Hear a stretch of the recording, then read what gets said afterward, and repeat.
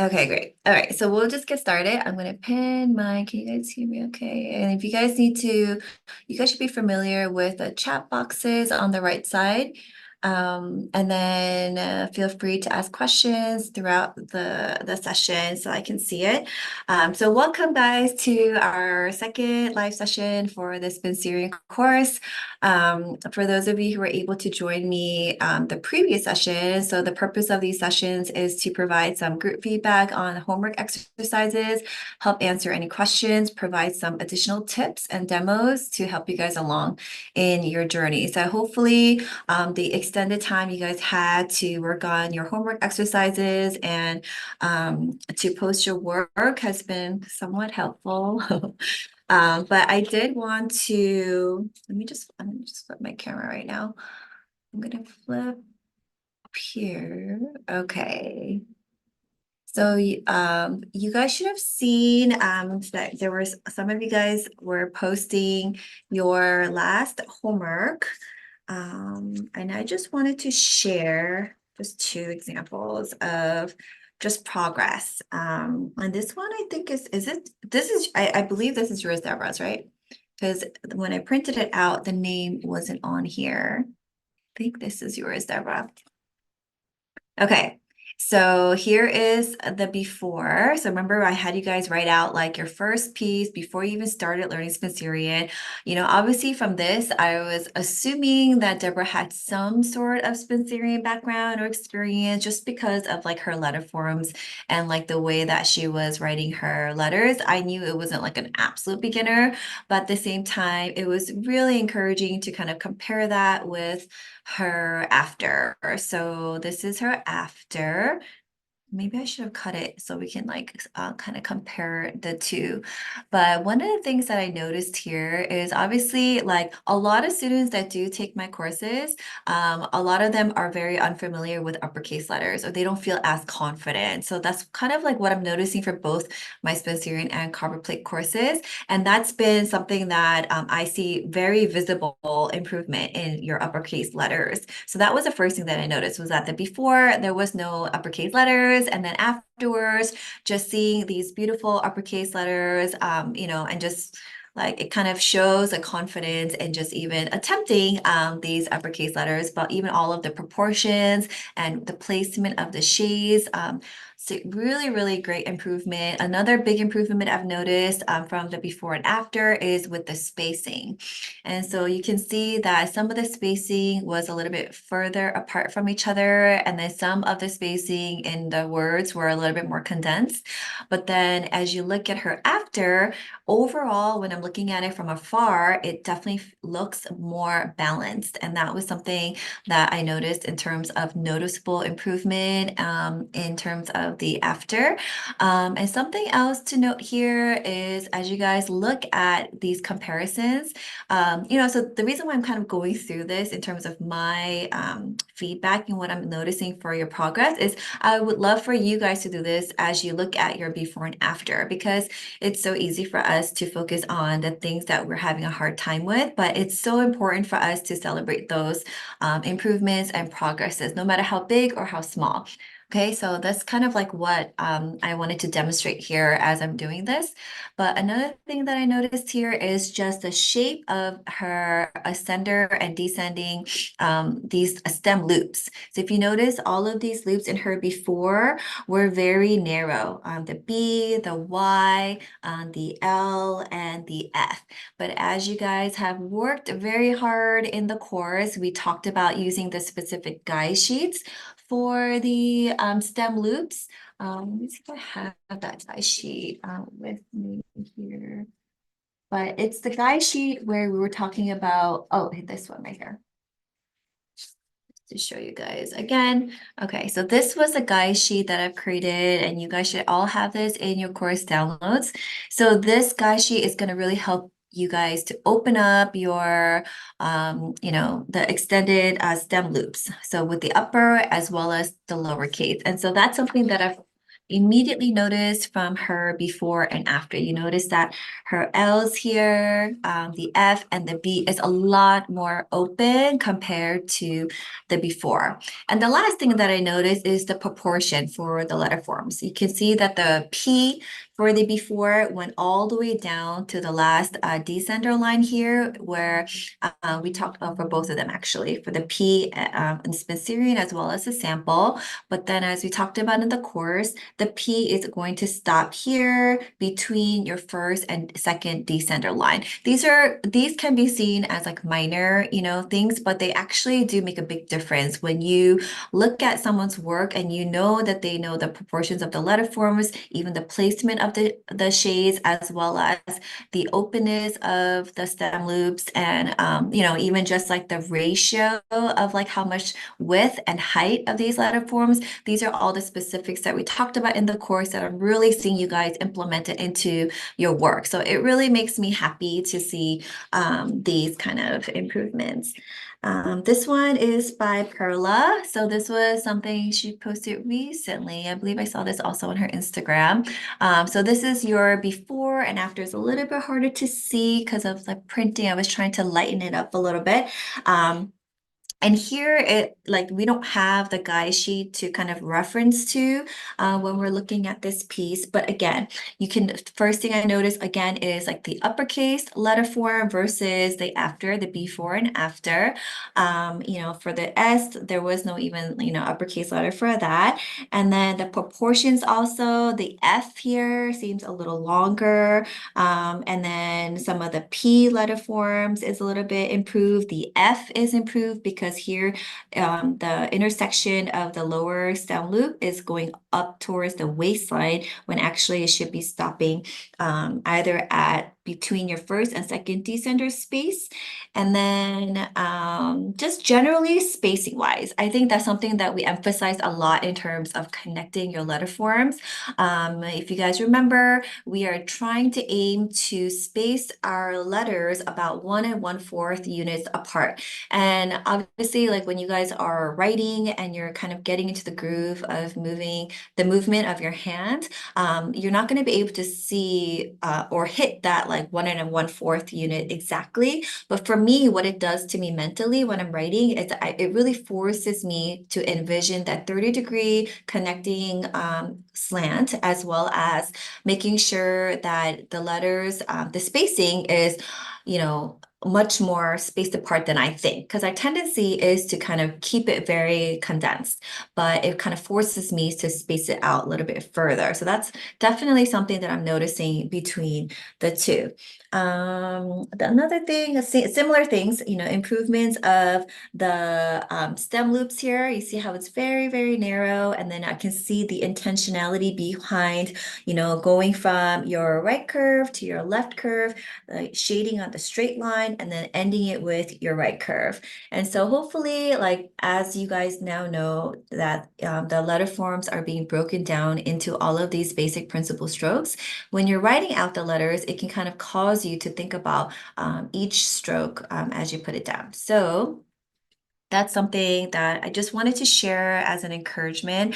If you haven't gotten to this final piece or the last homework, don't worry about it. I do encourage you to keep on going through the course. If you're on module 4 or 5, or you're still slowly working through it at your own pace, that is totally fine. You can continue to work, continue to post it into the community group just for your own accountability. And then the next time I run the course, which is actually soon. I think after I wrap up my copperplate, I should be opening up my Smithsonian like around March or April. So if you do want like another run through of the course and to kind of see how much you've improved even from the first round versus like the third or fourth, I've had students join me multiple times, and they've shared about how helpful it's been for them to not only join these live sessions, but also to kind of motivate them to practice their Spencerian more. So feel free to join me, in the next round.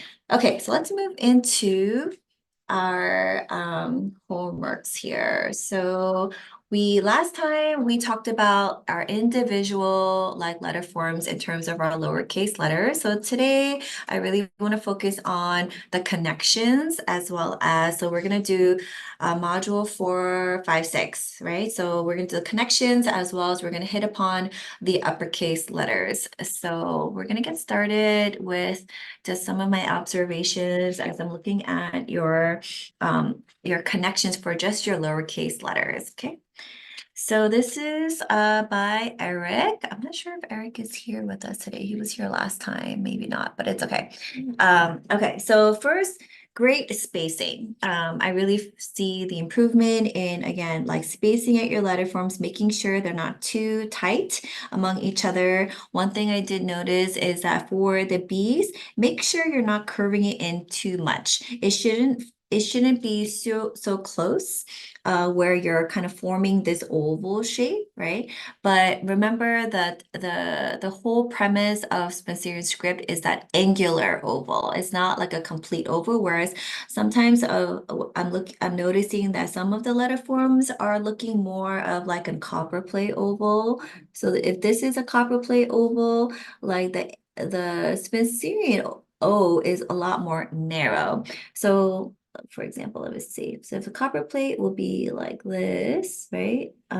This is a copper plate O, whereas a Spencerian O, we go like this.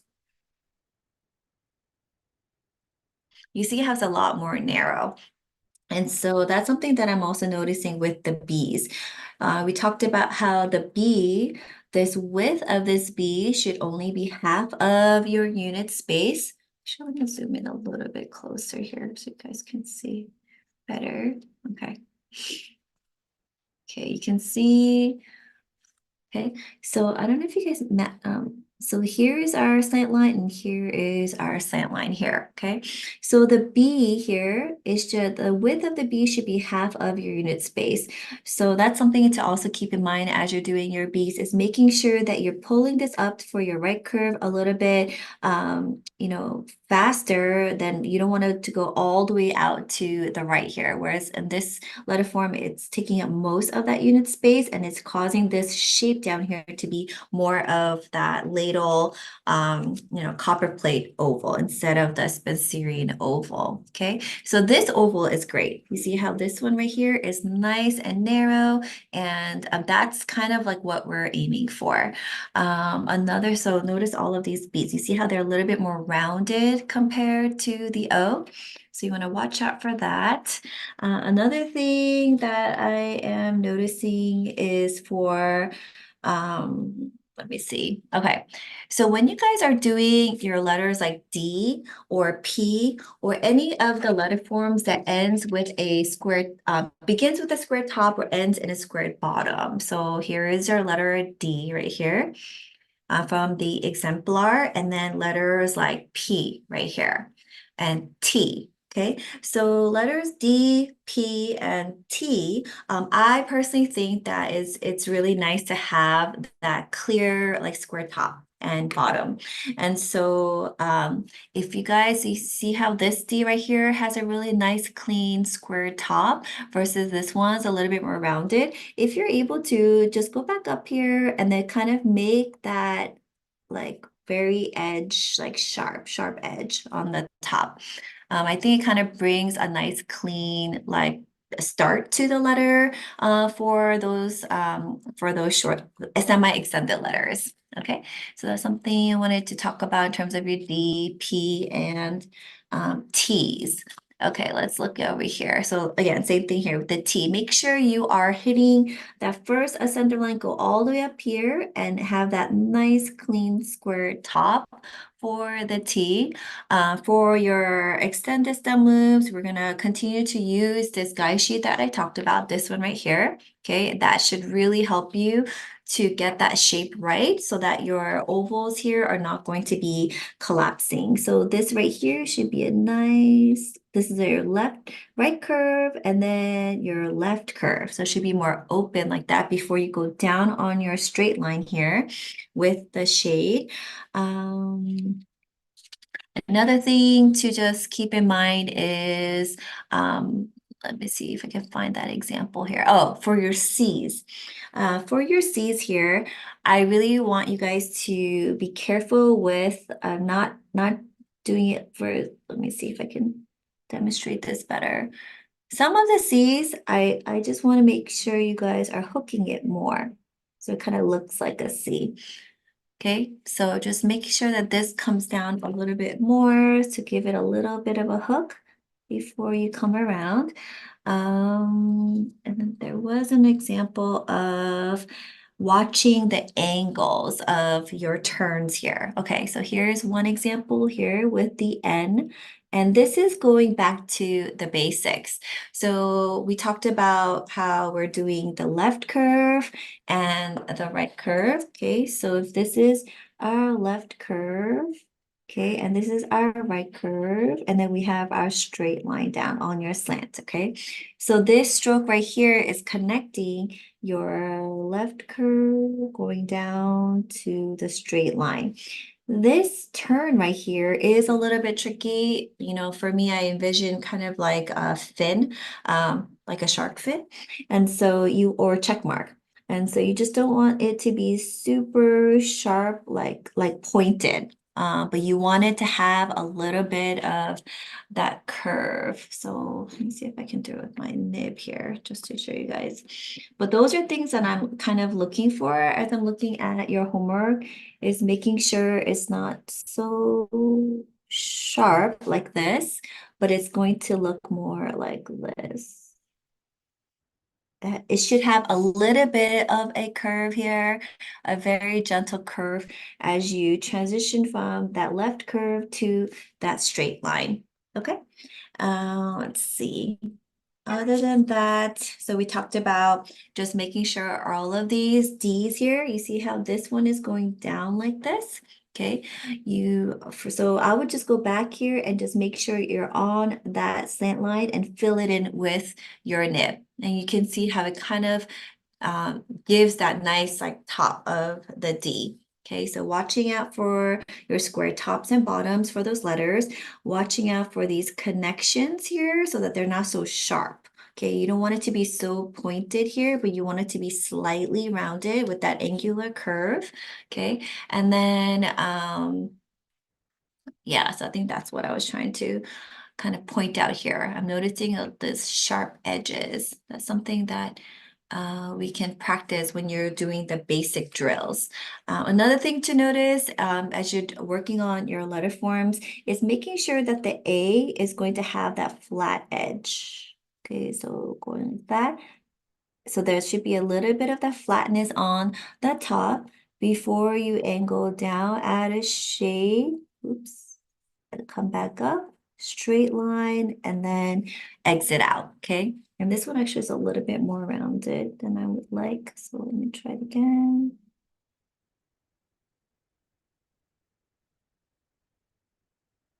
Okay, better. Okay.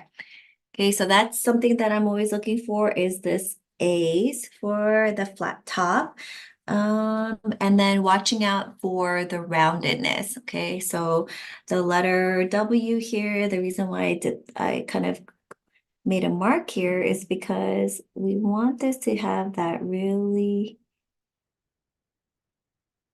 angular curves, okay? And remember the second part of the W is actually going to be half of your unit space, okay? So here is our W.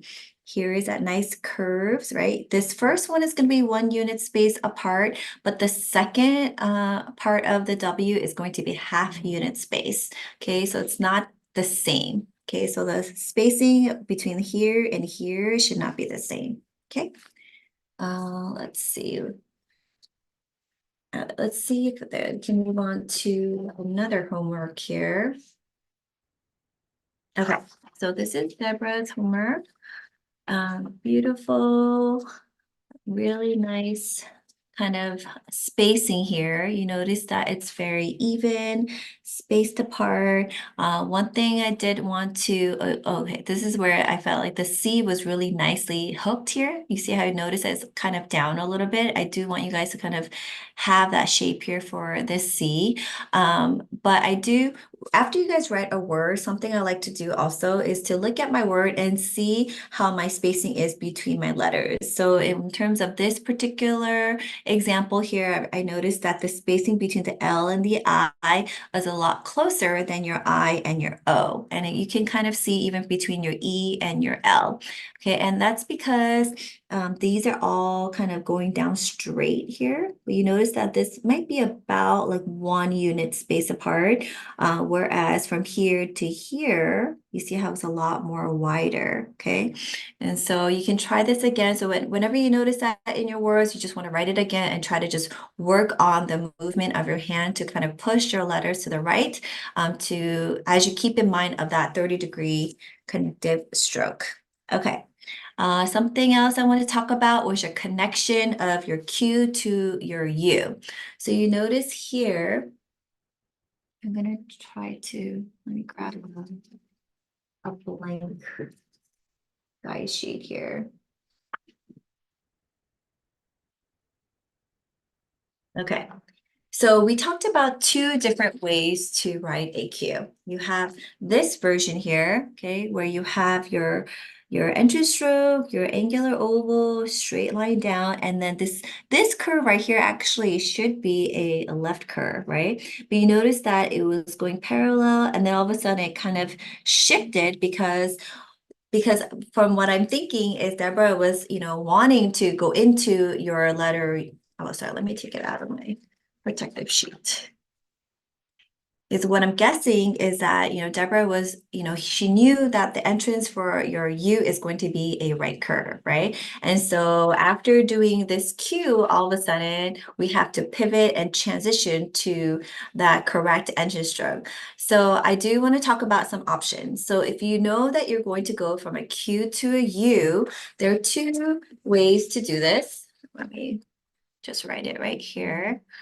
Keep it over here, and then we'll just right next to it. I'll move it over here. Okay. So if we want to keep this particular version for the Q, let's do that together. Okay, so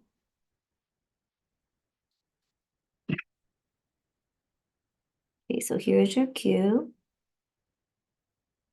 Entrance stroke, flat top, add a shade, angular oval.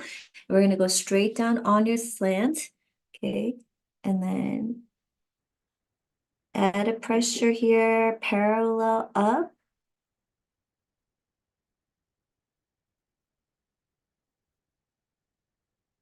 Okay, this is one way to do it. If you want to connect the Q to a U, I think a variation can be you can actually enter the U with a left curve. Okay, so the traditional way to do a U is with a right curve. Okay, but certain situations you can also kind of end, especially if the letter before it is exiting with a left curve, then you can adjust it with the U so that you don't have this awkward transition here, going straight and then all of a sudden shifting direction. Another way to do this would be to use the other example for the Q. Okay, so remember the second variation for the Q, add a shade, angular oval. And this time we're gonna go down, add a shade, add a loop. And this kind of solves the problem because then now we can go into the U by just going in with our right curve, entrance stroke, and then with the U here, like that. Okay, so if you're gonna use this particular version for the Q, I would make sure to keep this line smooth. So you wanna keep it to the basic exit stroke as much as possible so you can pivot and it's actually okay. It's acceptable variation to enter the U this way. Okay, or if you want to enter the U with a right curve, then I would use this variation for the Q. Okay. Let's see if there is, but other than that, everything else was done really nicely. So let's see here. Oh, okay. I'm trying to figure out why I made these little little marks here.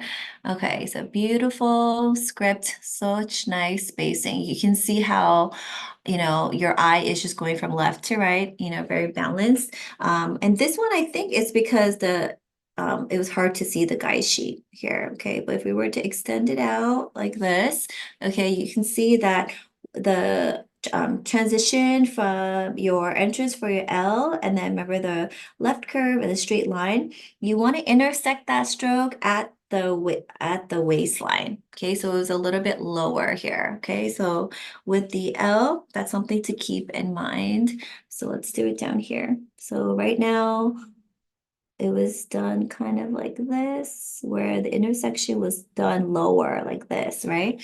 But we want to bring it up higher so that the intersection is going to be up top like that. Okay, so we want to make sure that you have a nice clear triangle here, and the spacing, you should see a nice triangle here versus this one right here is very small. Okay, so that's something to keep in mind, especially with all of your extended letters. So everything with a stem loop, you want to make sure that it intersects at the waistline. Okay, so that was pretty much it for this one. I'm just gonna share this so you guys can see. Okay, great. Good job with this one. Okay. Um, oh, Deborah. Oh yeah, I know. Sometimes when we're writing words out and then we're like, oh shoot, we have to connect it to a U, and then that's probably what I was thinking too, that you were like writing the Q and then all of a sudden you're like, oh shoot, I have to do the U. And so that can happen. But just in case, you guys wanted to know what to do in that situation. Let's move on to another homework here. Okay. Um,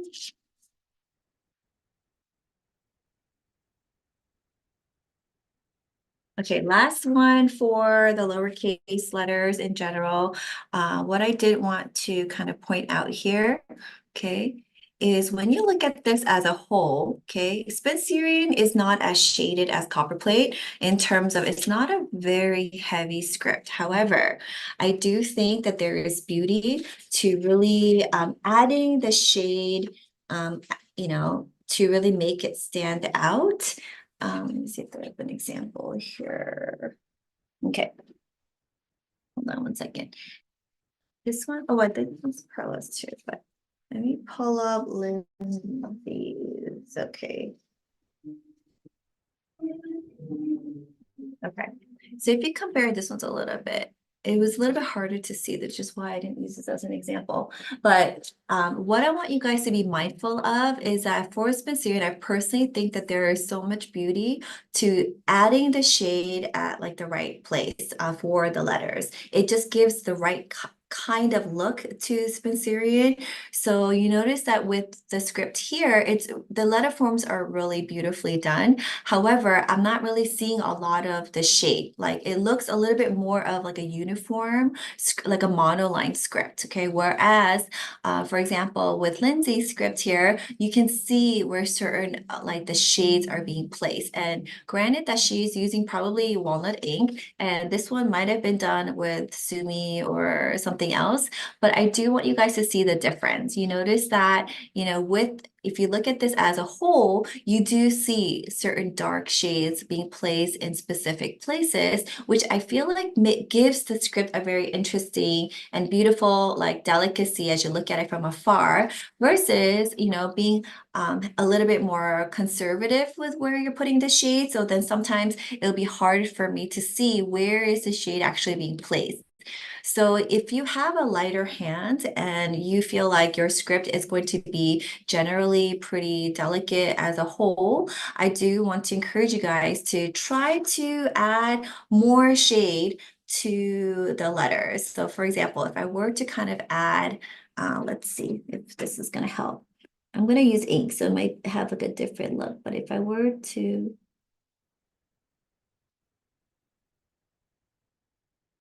kind of darken some of these places. okay? Just so that we can look at this together, what it looks like. Then here.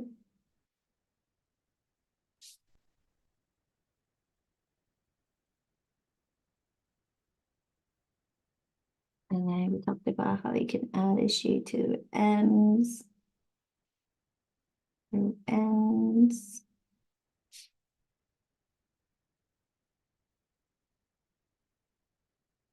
Okay, and then we can also add a shade.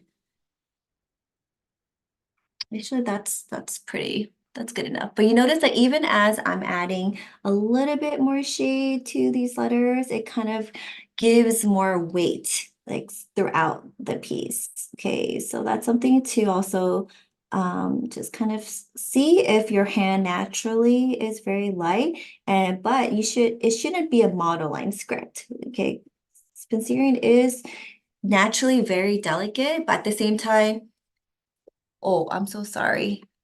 So sorry.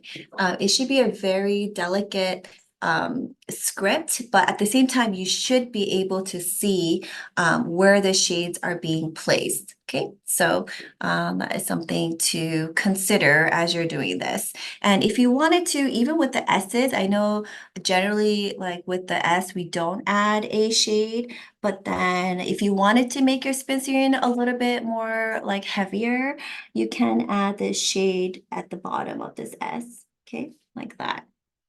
Where else? And then maybe even the bottom of this J if you wanted to add more weight to your longer letters. Okay, but you notice how it kind of looks different versus like here where it does look a bit more monoline script. And then here we see like certain like shades being added to it. So that's just something to keep in mind. Okay, let's move on to capital letters.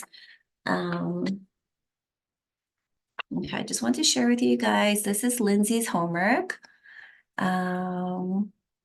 You notice that at first, the first thing I did notice was I loved that she was kind of making her marks on the page and kind of self-critiquing her work. And I think I mentioned this in my email, but I think one of the important things as a calligrapher who wants to practice with intention is to know how to have an eye for, noticing what to improve on, or, how to practice certain areas of your script that you might feel like you're having a difficult time with. So I know a lot of you guys were sharing like some of your favorite letters versus letters that you love, letters that you're having difficulty with. Those are all good observations. All of those observations will lead you to know how to use your practice times wisely.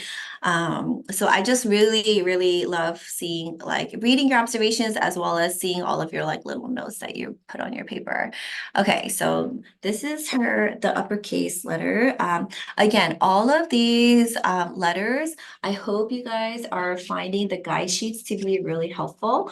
For me, I created these guide sheets because uppercase letters are like a completely like a different beast for me, and I always have hard time like feeling confident with my uppercase letters, especially when like learning the script for the first time, which is why I created a lot of guide sheets for the uppercase letters. So you should have a lot of resources in terms of how to practice your uppercase letters using the embedded ovals. So let me just refresh your memory here with the things that you guys should have in your course download. So you have these horizontal embedded ovals. These are going to be super helpful for your letters that have, let me pull out my uppercase letter exemplar here. Okay, so the reason why I created the horizontal ovals, these, is to help with your letters like T, S, okay? Anything with that horizontal oval in your uppercase letter. The reason why is because sometimes we have a tendency to make the shape more rounded, or we can't seem to really envision that oval. So having this guide sheet will help you to know how to practice these letters with your horizontal ovals.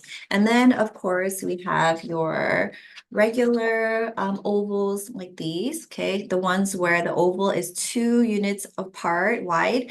And then you have certain letters that are like just shy of 2 units wide. So we talked about how that would be really helpful for all of these reverse oval, capital letters. So, capital letter W, X are 2 units spaced apart, but then you notice that for the Y, it's a little bit less. Not a huge big deal, if you keep them all the same. It's just like, I just wanted to be very like specific with just kind of the Spencerian letter forms. But later on, if you are writing without your guide sheets and you're just kind of freehanding it, then your all of your reverse ovals might have a similar width, and that's fine. But just for the sake of practicing and when we're learning the script, I did want you guys to use all 3 of these guide sheets. So you have the horizontal, the regular ovals, and then the ones where the ovals are slightly shorter in width compared to the rest. Okay. So that's something that will really help you with letters like B or C and things like that. Okay, so I wanted to say I love just the placement of the shades. It's very intentional. The proportions of the width was really nicely done. You notice that even with the D, the shade should be at the bottom part of your D, which is what Lindsay did here. Really, really nice ovals that I'm seeing. And then there's something to just kind of keep in mind is making sure not to have this shape here come up too high. I think I mentioned we try to do it at least about half so it doesn't look so high in terms of your horizontal oval. So let's see for the eye. Okay, so maybe something a little bit more like this. Okay, so that kind of gives a more of like like an oval shape versus like a rounded shape. Okay, so even with this G, you can try to flatten it just slightly, so not to get too high for those. But other than that, this was really well done. Something for the O, I did want to mention here. I think I saw it in a different. Okay, this is another example here. Okay, so for the oval capital letters, what I like to do is I'll draw a slant line here. Okay. And then for the A, you just want to make sure that it's not going all the way, like touching the slant line at the bottom. You do want to have kind of a curve. So you see how there's openness on the top? There should be an open space on the bottom. Okay, so add a shade and then you want to curve it out more. So coming out from the slant line so that it's not going to look so flat along the bottom here. Okay, that was something even for the O. Okay, so even for here, if I were to just draw a slant line right next to it, you can see kind of the openness for the top and the bottom. So making sure that you are not staying on that slant for too long, but you are going to make a nice curve. It should be like a C curve, okay, for those shapes. All right, let's see. Let's see what else I was going to mention here.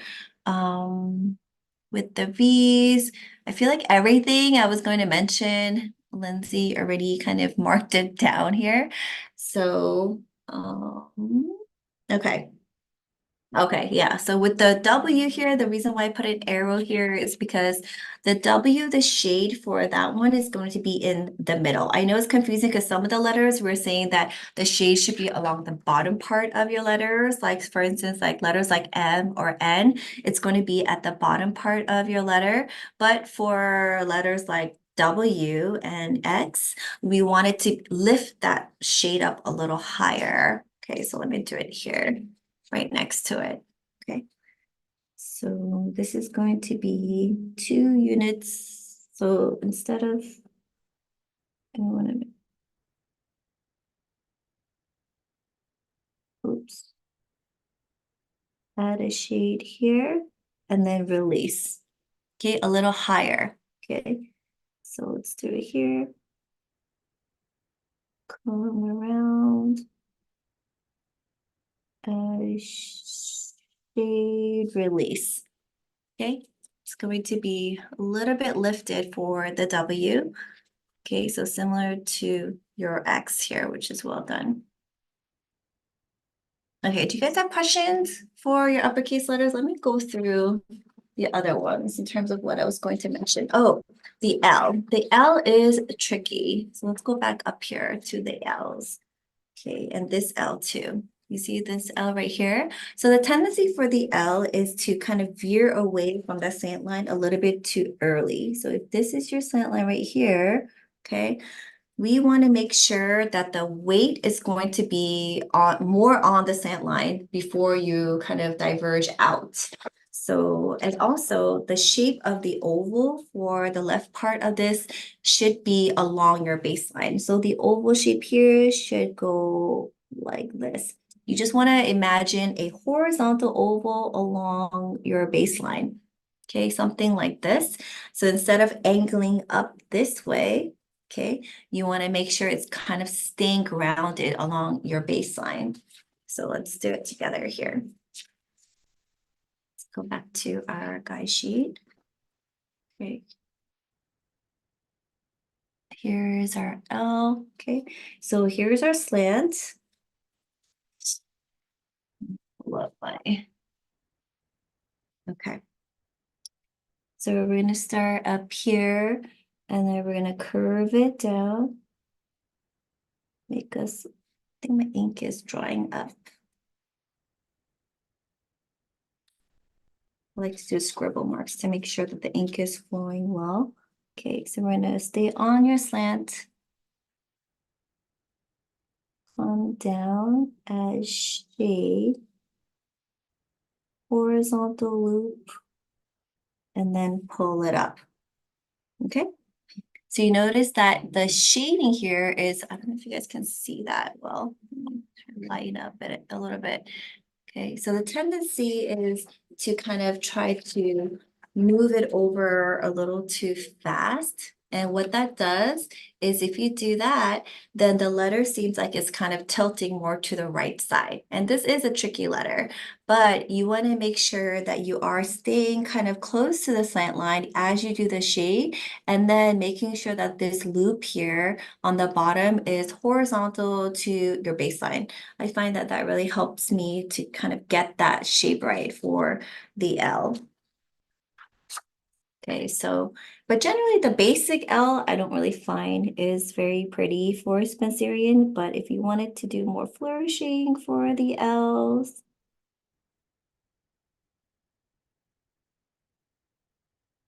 like it's similar to, I feel like copperplate, but you can do like,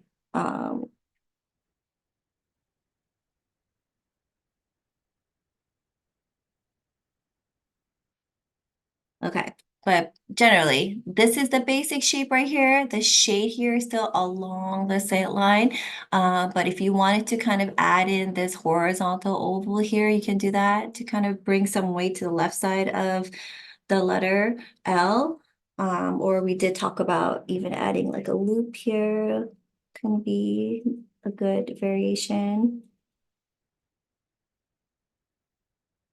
Okay, but that would be something to keep in mind for the L. Okay, so not veering it too much away from the slant, because then it kind of makes the letter angle it to the right side. All right, let's see, what other letters did I feel? Did you guys have any other specific letters in terms of what you had a hard time with for the letters, for uppercase letters? Let me go here, this one. Okay, so this one, I just noticed that the letter form for the B, you want to make sure that if you're going to use this variation for the B, it has to, the second part of this B has to dip lower. Okay, so it's going to go down a little more here like this. And then have the oval shape on the bottom. Okay, so not stopping it at the baseline, but a little bit lower.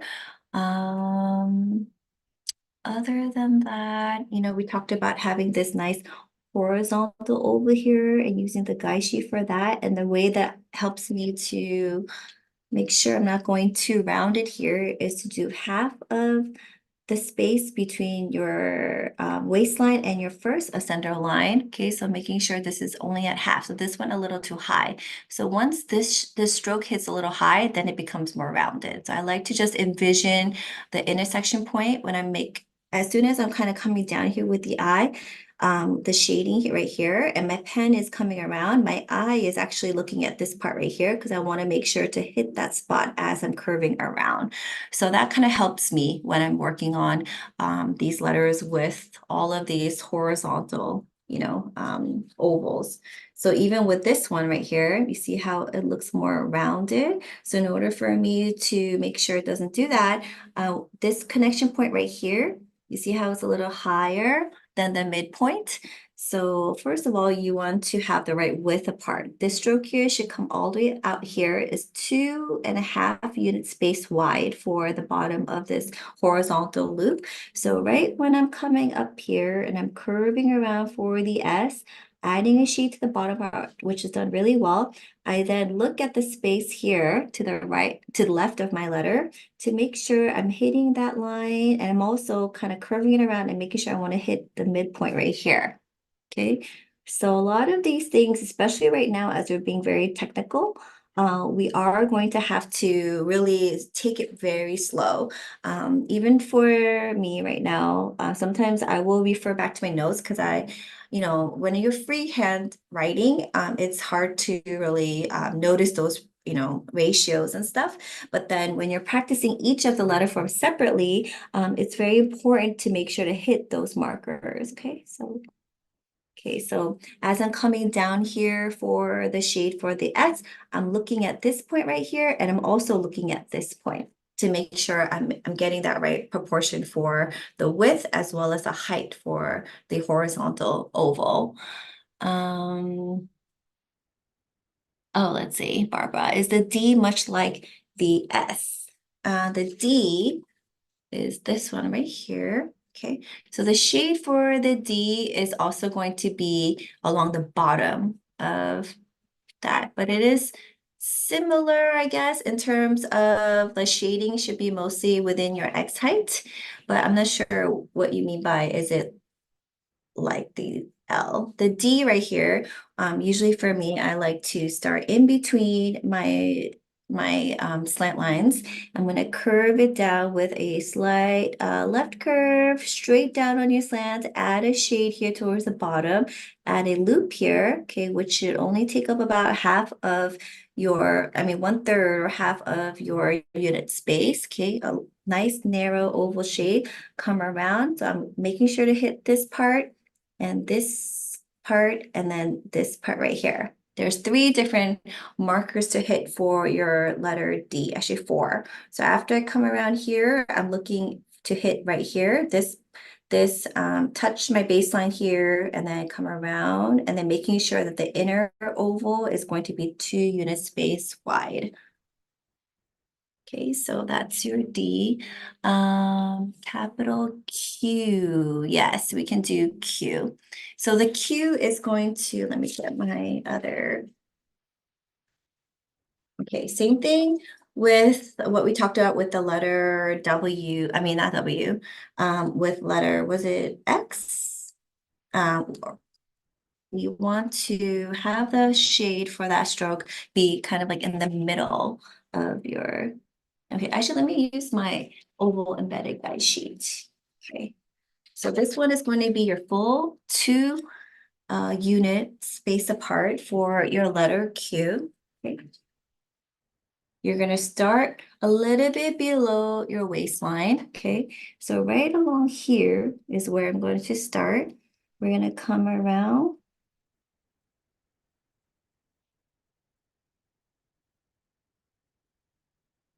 Add a shade, release a shade, come along the baseline, oops, and then this one going up to that part. Let me do that again. Okay, start at the bottom here. Below the baseline, we're gonna curve around, add a pressure, release pressure, add a horizontal loop, and then connect it to your next letter.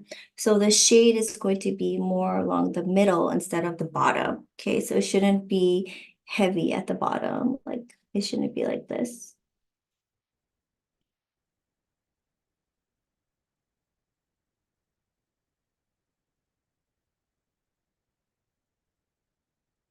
Okay, so it should be more up, lifted up higher for the Q versus this is more heavier on the bottom. So this loop right here for the Q is similar to the L that we did together. Okay, the loop here is going to be horizontal along your baseline. It shouldn't be angular like this, okay? All right, let's see. How are we doing time? Okay, we have about 10 minutes. So let me see if there's other homeworks I want to touch upon here. And let me know if you have any other questions for me in the chat box.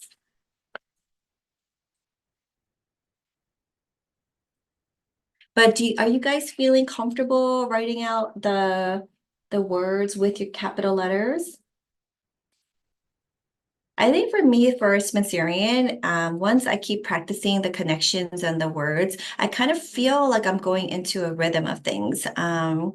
And because I don't have to lift my hand after every stroke, I feel like it's once you kind of get into the rhythm of things and you're building up that muscle memory, it does feel like it just kind of comes. But right now, I'm sure with all the different technical things, you might have to stop and pause in between connections, which is why maybe some of your connections are not as smooth as you would like or things like that. But that's totally fine. Right now, you're still learning a new script. So continue to just practice, whether going back to your basic principal strokes or working on your individual letter forms first before you start writing out like words and things like that. I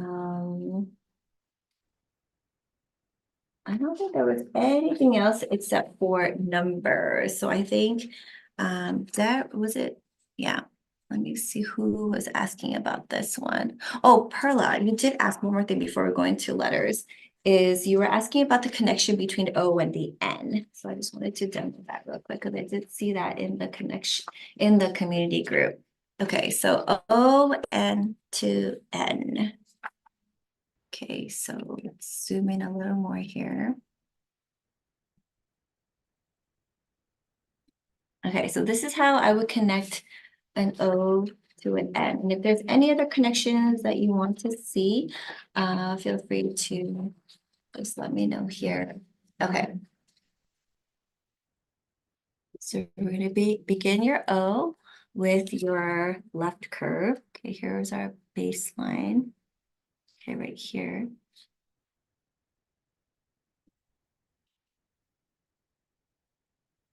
So here is your O.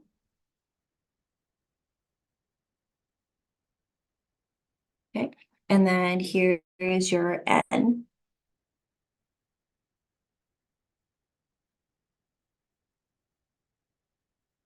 Okay, so in order to connect these two letters, this is how we're going to connect them. Okay, so we're going to start with your O. And this one, I just like to make sure dip down like this. That's how you would connect an O to an N. You just want to make sure not to keep it so high along the waistline. So for example, if we did it like this, if we did it too horizontal like this, okay, it's a little harder. So for me, I don't like to go all the way down to the half point of your X height, but I like to keep it, I like to dip down a little bit more so it's more noticeable when I'm connecting it. So that's how I would connect an O to an N. I think you also mentioned about a double C. So let me just do that real quick. Okay, so C is like this. Remember we talked about hooking, like that. Okay, so to connect a double C, we're gonna go like this.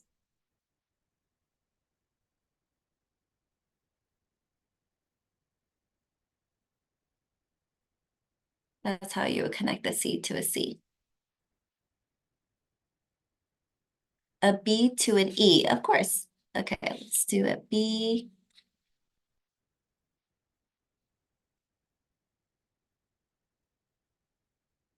Okay, so B is going to be your right curve,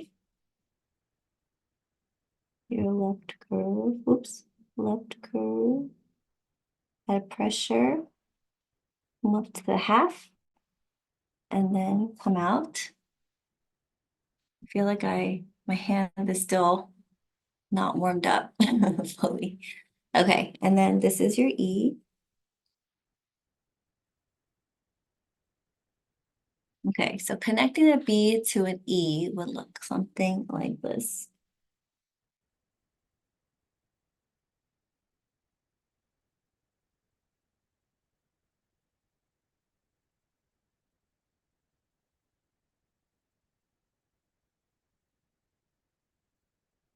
This is the same thing where you don't want to make the B connection too high. And actually, this might be a little bit low, but let me just try another one.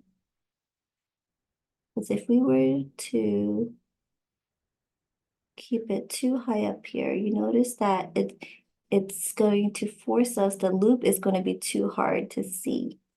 Okay, do you see how if you don't want to go all the way across like this, because then the loop of the E is going to be hard to read. So I do like to dip down maybe a little bit more. I would say right now I did it here half, right? But I wouldn't go lower than that. But the reason why I do that is so that I have more space to make the oval for the E. But I do think you can do it a little bit higher, maybe like 1/3. And I think that should still work okay, but the lower a little bit lower will give you a little more space to finish with the E. Okay, O to an X. Okay, let's do that.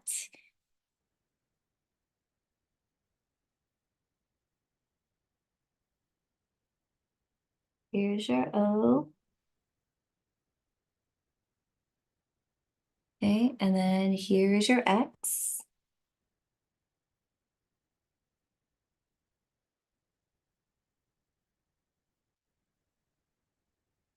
Okay, so to connect the O to an X, this is what I would do.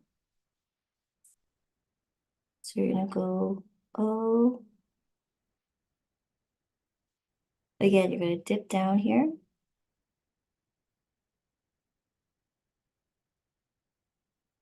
Like that.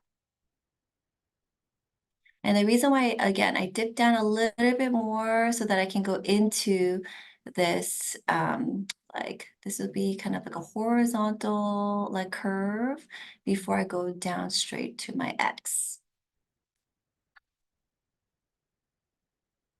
Okay, so I think let me just hit on the numbers here. I don't know if you guys had a chance to look at the numbers for the course, but this was submitted by, ooh, I don't think the name was being printed here, so I'm like blanking out right now. Is it Doris? It might be Doris.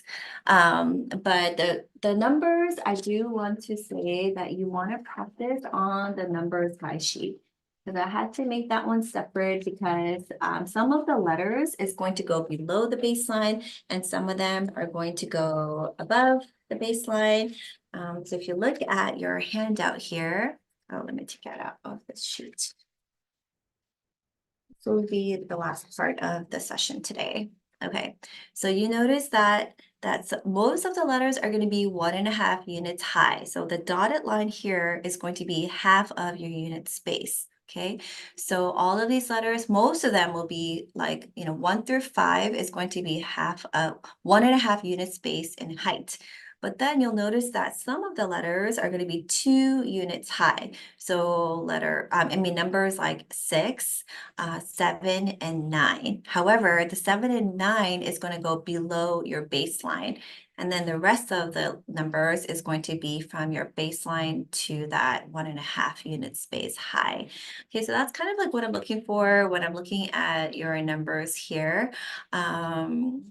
looking at the proportion for the height of your numbers as well as the placement of the shades as always. So for Doris's homework, I thought this was really well done. The squared bottom here, making sure that the shade for the number 1 is at the bottom, transitioning from your thick to thin. So going back to that basic drills that we talked about, the importance of nib exercises. The shading for the 2 should be right here at the middle, which is done really well. And the horizontal loop here along the baseline. There was really nothing in terms of, I guess the only thing with the number 4 here, let me try to grab my pink pen. Okay, so it's a little hard to see, but this is where the dotted part is for the guide sheet.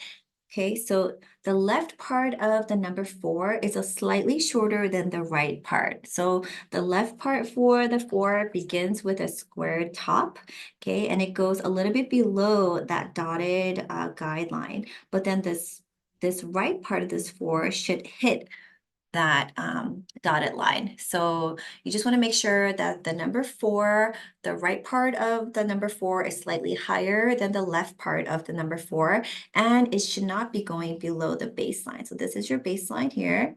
Okay, so you need to stop it actually right at your baseline. And then the place where you want to bring down the 4 here is going to be lower, like lower, a little bit lower, yeah, than your half of your x height. Okay.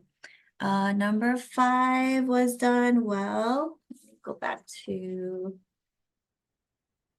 let's see. Okay, number 5, it's going to be 1 unit space width, okay? And then we're going to add a shade here to the middle of this curve on the right side. And then the top part's going to be straight across, which is done really well. Number 6, you're going to begin with the squared top, transition from thick to thin, and then making sure of like the spacing in between the first stroke and then where you finish. So this was nicely done. It's not collapsing and it's not being spread apart. There was kind of evenness to the spacing here, which I thought was well done. And then number 7, we're going to start off with kind of like a tick mark at that dotted line, curve it out to the right, and then go from thin to thick. Number 8, this one, again, done really well. It's just, you just want to touch that part right here to the right side. It's a little hard to see, but let me do it on this paper. Let me just demo number 8 here because that was one of the numbers I wanted to demo. Okay, so here's your numbers guide sheet. So if you're going to start number 8, we're going to begin. You want to look at right here. Okay, so we're going to use this unit space apart here. Okay, and we're going to go from right to left first. Okay, so from here, we're going to go around, come down, add a shade, and then finish. Okay, so from this slant line, we're going to make a curve. Curve. Add a shade at the bottom. And then come back out to the right. Okay, let's do that again. Okay, so from here, go to your left, add a shade, and then finish with a left curve, okay? So I like to use that slant line as a guide as I'm practicing these numbers. Okay, so you just want to make sure that there should be no shade on the top part of this number, but it should all be along this bottom here. And the width of this number should not be more than half of your unit space in the width for the bottom of the number 8. Oh, okay. So it's already 1:36, but that's all I had for you guys today in terms of my feedback for your uppercase letters and then your numbers. But overall, I was like so happy with what I was seeing. Let me go back to. Okay, so thank you so much for just all your patience and um, go see everybody for all your patience and just finishing up this course. And I hope that the course has been super helpful for you guys. I know it's ton of information at once. But if I were to give kind of a feedback and tip for how to practice moving forward, I would start from the basic principal strokes. As I always emphasize, the basics are so important to really master before you move on to more composition or longer quotes. And then really utilizing the guide sheets to practice the right proportions and the shapes of your letters. But feel free to continue to go through the course, join me next round. But it's been so fun seeing your homework exercises, and I hope the course has been helpful. Let me know if you have any other last minute questions for me. You guys can unmute yourself. If not, then I think that's all I had for you guys today. Hey, young guy, Hi, may I ask you a Zach. question? Oh, there. Sorry, I had to hop off for a work meeting there for a bit. One of my, if you already covered this, I apologize. One of my biggest problems as a brand new person to Spencerian, is I'm still trying. I'm using my arm as if you can see it, but I'm still trying to figure out how much weight to put on my forearm, and those movements are really difficult, and I'm still largely using my fingers, and I'm trying, Oh, for even larger movements, which bites me in the butt for several reasons. So I'm just wondering if there's any like good drills or kind of like an analogy I could remind myself of when I'm doing it. It's just been a pain point for me in particular. mhm. Oh, thank you for your question. So from what I'm hearing is that you're having a hard time moving away from your finger movement into your forearm like movement, correct? So I think that is a common tendency for us to kind of grip our pen really tightly and just kind of use, because our fingers give us more control. So we do have a tendency to use our fingers more because using our forearm requires us to have more of that weight being shifted to the side of our hand versus our fingers. But what I do want you guys to work on is, in order to build and strengthen that muscle of your forearm as well as the side of your hand, would be the oval drills. So all of those like warm-up drills that we did, movement exercises, warm-up drills, is going to be helpful even when you're doing the oval drills and even the basic principal strokes. Every time you practice the basics or the like just a pencil, so using not even just a nib, but you can just get like a mechanical pencil as you're doing the oval drills, that should really train you to not use just a finger like this, but then as you're pivoting the arm along the side of your table, it's going to strengthen this muscle as you keep doing the drills along this muscle here instead of your wrist where you're just going like this. So you should be able to see as you're doing your drills which one you're using more, your finger or your movement. So for me, that's just it just takes time and practice Mhm. as you're doing the oval drills, as well as because the oval drills and the larger circles are going to train you to do the capital letters, because a lot of the capital letters take up 3 unit spaces or up to six, right? And Mhm. so you're not going to be able to do it with just finger movement. So we have to kind of build up a bigger muscle, and the finger movement, the muscles around your fingers are smaller than your arm. And Mhm. so strengthening that movement is going to help you to, yeah, use that more as you write your letters. In a couple of follow-up questions to that, then I've been trying to have my whole forearm, like up to my elbow, resting on my desk. Are you saying I need to have my elbow off the desk or not? Oh, your elbow right here? Yeah, so I mean, just It's, basically the whole, oh, like on resting on the desk, yeah. Right. So then I think in the video, I shared that it should be pivoted right here underneath your elbow. Because if you put your Okay. whole elbow on your desk, it's going to kind of limit your movement. But then if you put your muscle here underneath your elbow, you can then move your arm like this. But then if you put so much weight on your elbow, it just like prevents you from moving like fluidly. So for me, I've always learned to put your muscle like underneath your elbow, not your entire elbow, but right Okay. here. Great.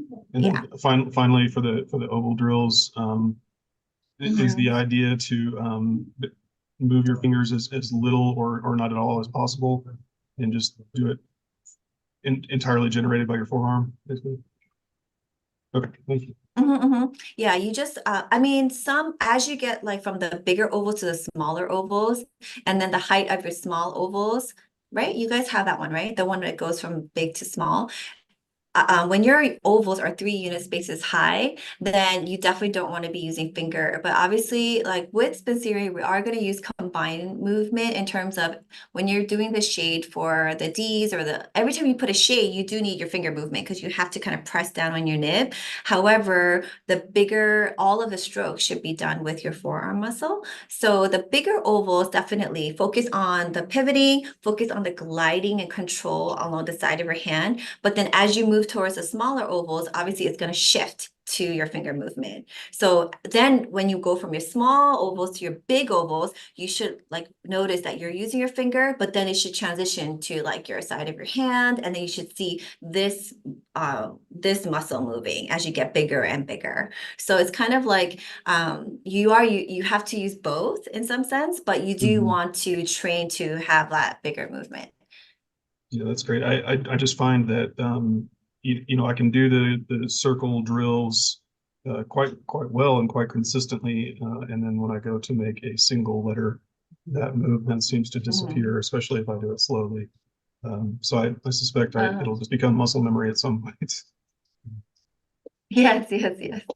And sometimes our nervousness, it causes us to tense up and then we start like wanting to draw out the letters. So I think it'll just take a lot of time. I've been doing Spencerian since 2015. So it's been like 9 years, right? So I think for me, it's been a lot of years of like practicing and building up that movement. But so I encourage you to keep at it and don't give up. Oh yeah, no, I Any just want to other make sure I'm practicing correctly. That's mostly it. I know I need to practice consistently. Yes, ma'am. Any other questions? No? Okay, great. Okay, thank you guys for joining. So like I shared before, the course is going to run again sometime in April, I believe. So I usually send an email out to all of my previous students who want to join us again. You're more than welcome to take it like unlimited time so that your live sessions also you can join us as much as you want. And then I'll be sending out the replay link again via email. So hopefully these sessions have been helpful for you guys and that you guys feel a little more confident and comfortable, at least understanding the script through the course. And I hope to see you guys in the future. Okay, thank you guys. Bye guys. Thank you. Bye.